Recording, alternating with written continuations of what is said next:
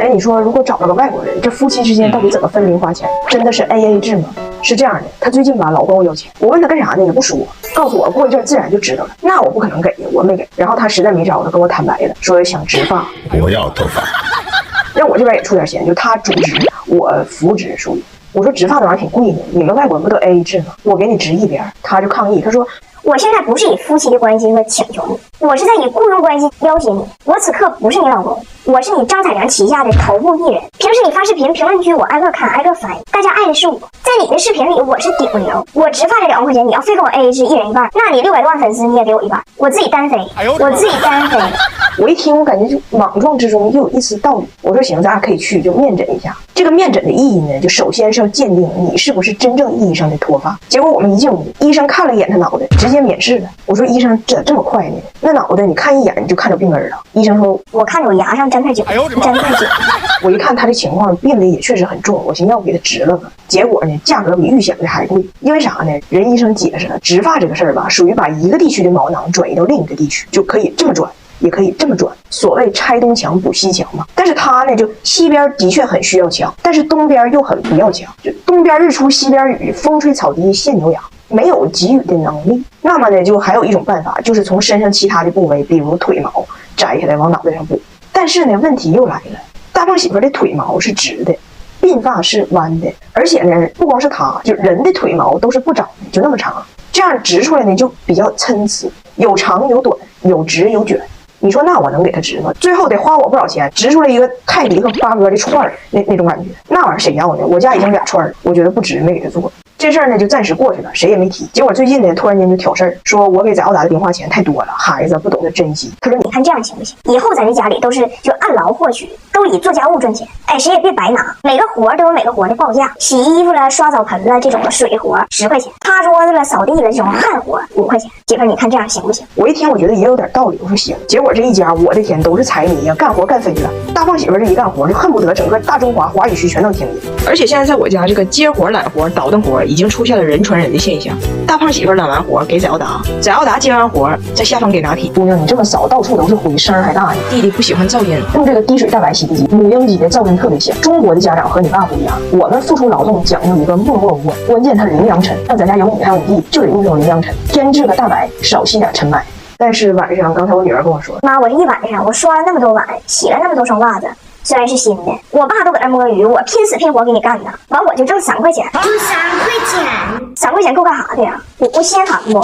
我说不对，姑娘，谁给你的这个报价呀？他说我爸呀，他说你就给的这个报价，水活1块，汗活6毛。我说姑娘啊，你可长点心吧，咱俩还巴巴跟人算账呢，结果让这个来自加拿大的加菲给算计了。我是中介，我收服务费。哎，你们知道有一个东西是中国独有精粹，别的地方都少见，那就是秋衣秋裤吗？我记得我在英国的时候，那老太太们不管多大岁数，一年四季露着他们痛风的小脚脖子。我老公他们一家人也是嘛，在加拿大一到冬天，上身全副武装，但是下身依旧是大裤衩子配凉拖。我婆婆前年斥巨资给自己买了一个就看大鸟的衣服，然后跟我说，效果一发还是冷。预算还是不够，绒毛还是不厚。我说你冷就是因为你那个额底下露，额底下露。他们呢也没有什么风湿啊、着凉这种说法，反正他每年一到冬天，从腰到脚全疼。一回家为了缓解疼痛，打开冰箱就一桶冰淇淋，然后可怜兮兮的跟我说：“我觉得我的身体要扛不住了，我们都需要那种不上班的带薪补助，压力太大。”我说温迪啊，你一共上了6个小时的班，还有4个 coffee break， 你最缺的不是带薪补助。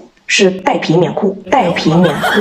我老公那就更是了，常年大裤衩子。我妈这不入秋了吗？怕他冷，给他整了一套秋衣秋裤，他不穿，跟我说，别人可能不知道，但这事儿你知道啊。我现在回国了，我还是不会用蹲厕。我上厕所本来就需要把所有衣服都脱了挂门上。我虽然缺作品，但是我现在识别度很高，那玩意儿能少挂还是少挂呗，我也不能轻易丢人。我说你缺的是作变，不是作品。关键是你上厕所衣服挂门上这个事儿，很多人都知道了。他们在乎的不是门上衣服的分量，是门里雪人的朝向。他说不的，你这玩意儿穿上有点显胖。我说你听我的，你的体型不差这一点。他说哎呀，我是加拿大人，我不怕冷。我说你忘了吗？8年前大过年的时候，他来铁岭，非得说自己是加拿大人不怕冷，晚上穿个大裤衩子跟我爸下楼下放鞭炮，回来之后冻直了，就嘎住了，人傻了，不动地方了。我爸和我爷整几床大厚被在门口给他裹上了，抢救回来的，给他往屋里抬呀，跟要侍寝似的。关键是吧，这不要抢救他吗？得给他捂回来，给他背卡到这儿，就露个脑袋，人僵了，躺份儿直，一动不动。我们寻思给他捂一会儿，缓一会儿。等我们再进那个屋的时候，你能想象那个画面吗？人摆在床上，大后背露个脑袋，身上僵直，地上撒满了一圈他刚才擦鼻涕用的卫生纸，呈小白花状。床头就是他的照片。我爸拿杯酒进去，想给他喝一口，都不知道往哪放，可能应该倒地上。我说这些你都不记得了吗？他说我忘了中国北方冬天有多冷。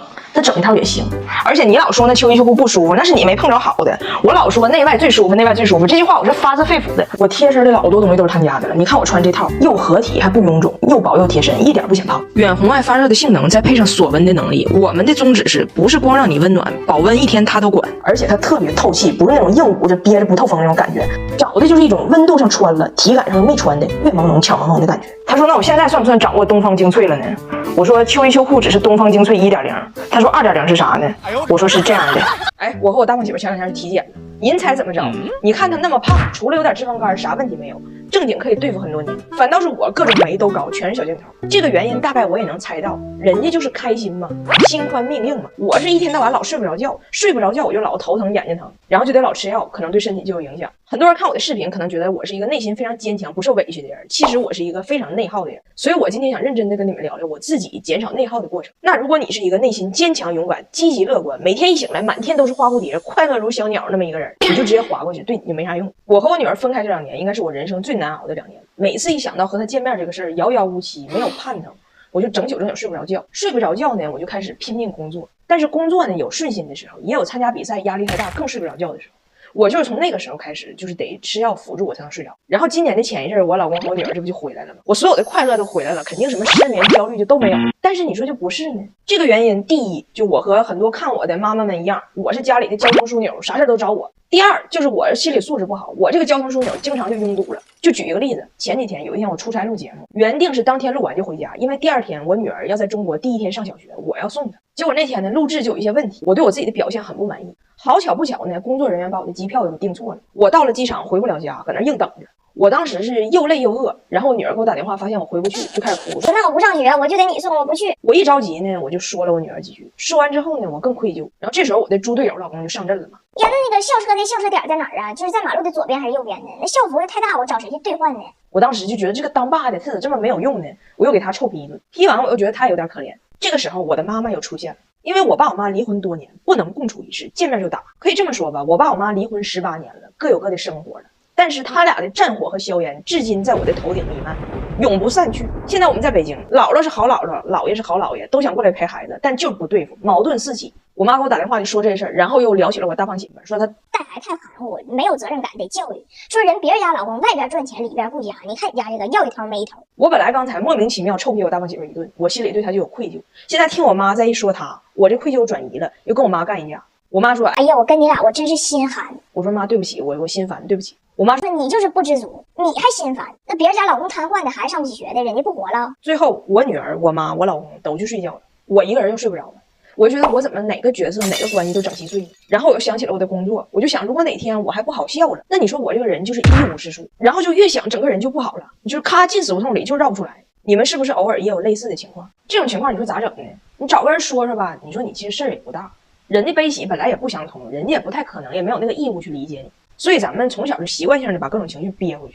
但你说憋回去了，这情绪就消失了吗？它不会消失，你的情绪只会像滚雪球一样越滚越大，最后就像我刚才描述的情况一样，连环吵架，心烦不知所起，一往而深。我当时就觉得不行，我这状态不对，我需要一些专业的心理帮助。但是我以前也会质疑我自己，哎呀妈，多大点小事啊，还心理帮助，咋这么矫情呢？但我现在发现，你说情绪这个事儿，它真的是一个小事儿吗？